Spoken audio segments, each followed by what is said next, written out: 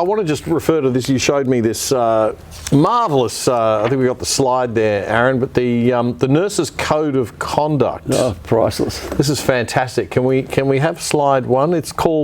It's about clinical safety as a defined standard and subject to objective assessment. Yes, cultural safety is this new thing they talk about, cultural safety.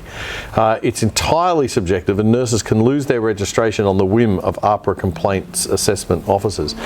Okay, let's have a look at what it says. It says, first of all, the cultural safety concept was developed in a First Nations context and is the preferred term for nursing and midwifery. However, the presence or absence of cultural safety is determined by the recipient of care. It is not defined by the caregiver. So what does that mean? Not defined by the caregiver? Well, the patient says, I don't think you treated me in a culturally safe way. I'm reporting you. And it's okay.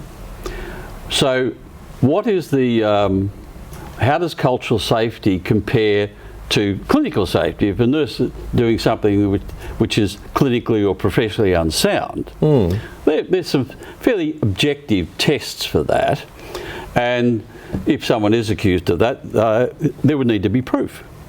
And if the nurse is found guilty of professional malfeasance, right, or clinical malfeasance, then they can lose their registration. Fair enough. But there's an objective test. Yes. Right? Now what the Code of Conduct says is that cultural safety is equivalent to or equal to clinical safety. Oh my God. Right? So cultural safety, this subjective thing that you can't really measure. So some patient says, I don't like the way you held your mouth when you spoke to me or whatever. I noticed that you didn't apologise for your white privilege, right? Because that's specifically stated. I mean, I'm trying to be flippant about this, but the reality is it's a totally subjective test. The patient says, I wasn't treated with cultural safety. There is no objective assessment of that. If that's the case, the nurse can be just stripped off.